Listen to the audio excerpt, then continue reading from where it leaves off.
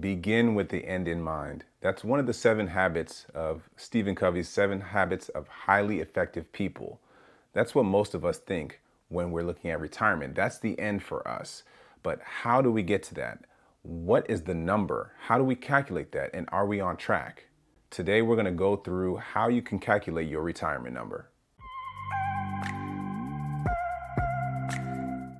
Hey, what's going on, everybody? My name is Maoli Vodi with financiallypresent.com, your one-stop shop for financial and investment education. And today, we're going to go over how to calculate your retirement number, and I'll go over which one's my preferred calculation.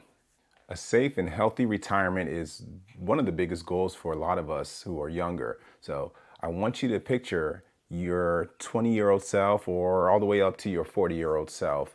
These are the most critical building years for your retirement. So don't put any of this off. The performance of your job or your income, it is critical towards the lifestyle you want to live when you get older.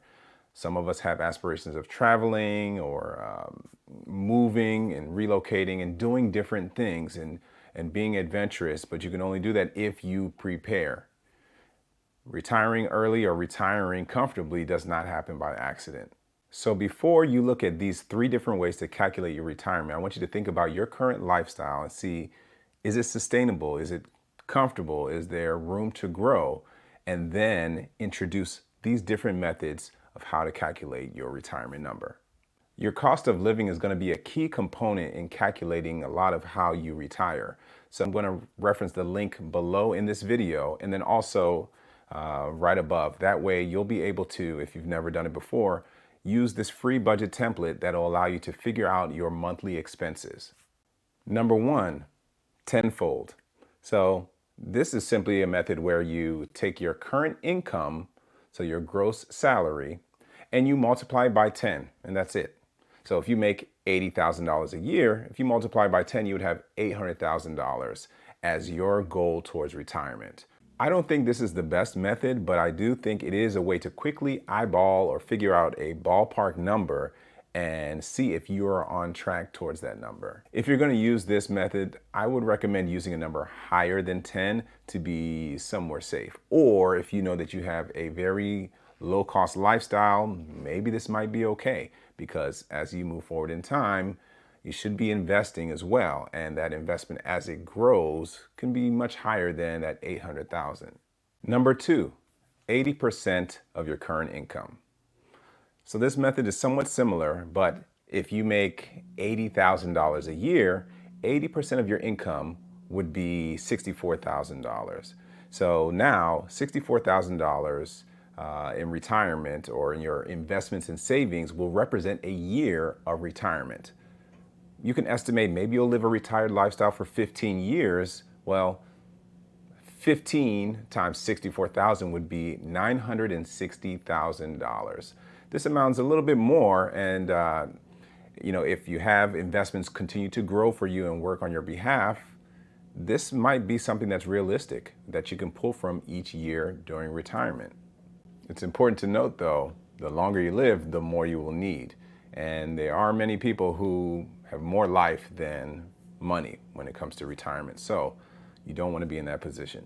Number 3, the FIRE method. FIRE is very popular. Feel free to Google it and look it up. But it stands for Financially Independent Retire Early. So for people who want to retire early, they want to know this number quickly so that they can decide to use that money right now. So if you can hit this number sooner, then you can retire early. You just have to know that this money still needs to be invested. In order to calculate your FIRE number, you would take your living expenses. So this is where the budget spreadsheet is key, and your current living and lifestyle is key. So if it costs you $65,000 a year to live, monthly expenses across 12 months, so you would multiply that $65,000 living cost by 25, and you would get $1,625,000 towards retirement. So that would be across your investments, across your savings. That is your retirement number. When you hit retirement, your plan is to deduct or withdraw 4% each year. So 4% of $1,625,000 declining each and every year by you withdrawing. But it's also still invested, so there should still be some level of diverse and risk appropriate growth occurring with that money. So there you have it.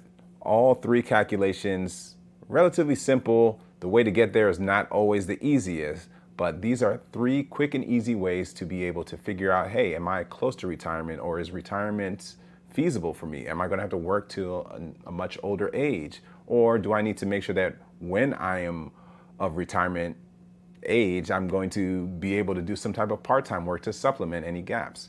These calculations do not include any type of Social Security support. So if you do get some of that, even better. Let me know your thoughts below if you feel like you're on track or you think you have some trimming back to do in order to get to these amounts. If you like this video, go ahead, hit that like button, subscribe if you're new to the page, and turn on notifications so that you don't miss out on future content. And until next time, stay present.